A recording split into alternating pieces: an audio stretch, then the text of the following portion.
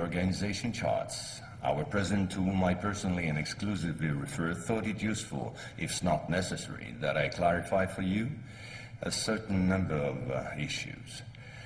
You think that as initiates you're better informed than most people. Allow me to doubt it. At this very moment, things are taking place. They are somehow serious enough for the informations and documents that I kept for you be revealed to you now. In a word, a manipulative operation unparalleled to this day on a planetary scale is being implemented and will be the final subject of my talk. As regards our era, everything in reality started just before World War II. Hitler had broken certain taboos, such as taking recourse to occultism and secret societies. The Ahnenerbe, a Nazi organization assigned with, among other things, archaeological and anthropological research, found this during an expedition to Afghanistan. This flying object is called Vimana, or Astra, by the Hindus. Moreover, during exploration of the subsoil by the Russians and Chinese in 1927, traces of a very ancient nuclear explosion were detected. Certain sedimentary layers had been atomically vitrified 50,000 years ago. The very same phenomenon can be observed around today's nuclear test sites. One must understand that Hitler, thanks to these discoveries, which he took highly seriously, was going to open a Pandora's box which no government, whether friend or enemy, wished to close afterward. Behind tragic history, which we all know, lies a theory based on the existence of full moons associated with the four geological cycle. According to Hans Erbiger, founder of the world ice theory, the Earth had undergone 4 semi-global extinctions of life due to the fall of one of these moons. Effectively, as one goes along, the satellite moved closer, gravity changed and triggered some deep mutation of the genetic standard, thereby creating a race of highly intelligent giants measuring approximately between 10 to 13 feet tall. Several tens of thousands years later, the moon crashed, the impact causing a serious rise in sea levels and a nuclear-like global winter. This race of giants was to disappear due to a terrestrial gravity which had grown too powerful and incapacitating for their unusual size. Hitler was initiated to these doctrines, and contacts with Tibet in particular were frequent.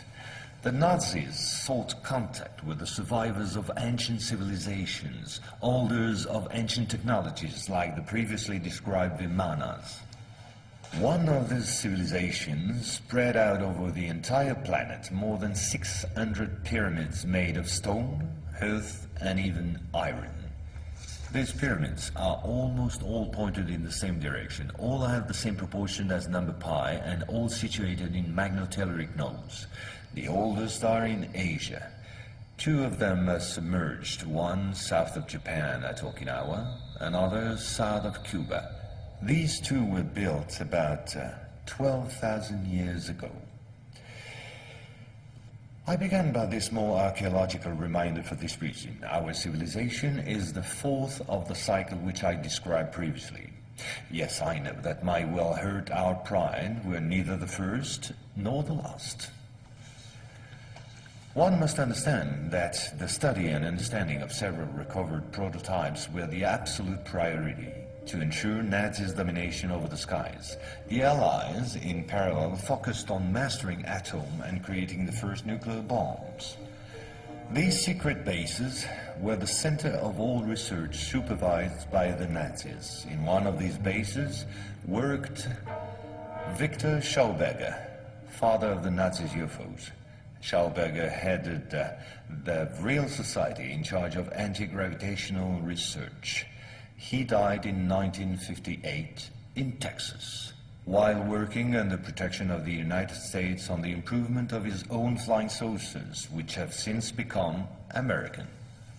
You will quickly understand that 70% of unexplained aerial phenomena are human in origin and in no way extraterrestrial. Once World War II was over and Nazi technology had been systematically plundered by both Americans and Russians, the first challenge was to carry on and even complete the Nazis' research in great secrecy. The program, called Project Rainbow, especially known for the Philadelphia experiment, was the immediate proof. Mathematician von Neumann, who collaborated with Albert Einstein and Nikola Tesla on behalf of the Navy, succeeded in accidentally teleporting a Cannon-class destroyer escort, the USS Eldridge. These photos, supplied by Morris K. Jessup before his suspicious death, are rare testimonies for this unique experiment. In the same time, the first Indo-Aryan technology prototype trials did not go by unnoticed. The military had come up with a more efficient parade than secrecy. At about the same period, Kenneth Arnold, US Air Force pilot and CIA agent, launched the greatest operation in manipulation ever concerning the existence of UFOs. Making people believe they didn't exist was not the right solution and clearly insufficient. Discrediting enemies and frightening the population by systematic misinformation proved far more efficient. UFOs and parahuman belong henceforth to the movies, television, and collective paranoia, and not to the realm of scientists, as it should have been the case. In May 1947, the American Secret Services discovered the existence of an ancient terrestrial UFO secretly recovered by the Russians, which had crashed into the Altai Mountains along their border with Mongolia. Tension between the two blocs immediately rose a serious notch. The discovery was spectacular, and so not to lose face, the Pentagon, in tandem with the CIA, decided to tell lies and imagine a huge bluff, to convince both the Russians and the world at large that they too recovered a UFO in Roswell in July 1947. Of course, it wasn't true, but the bluff worked all the same.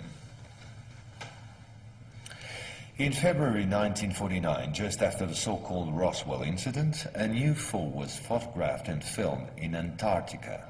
It was the first photo of this type of a cigar-shaped object.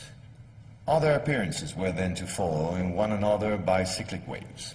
At the same moment, the Apollo program, headed by Werner von Braun, was in full swing, and Dr. Braun in no way favorably welcomed the demand for paranormal experiments, which nevertheless took place during certain Apollo missions.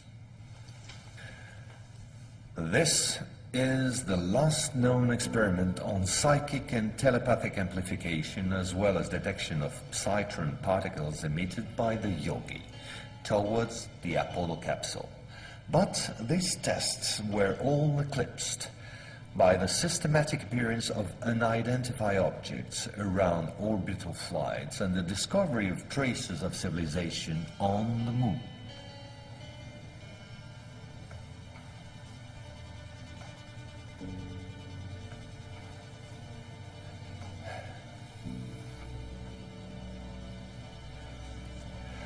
NASA had to face an avalanche of data and embarrassing proofs. The only solution was to put everything under the cloak of defense secret. In 1971, the Jason Directive set up a special retouching service whose purpose was to erase all signs of civilizations or ruins on the moon, especially in those photos intended for the general public and the press. In June 1965 has appeared this in a satellite report in the area of Deception Island, south of our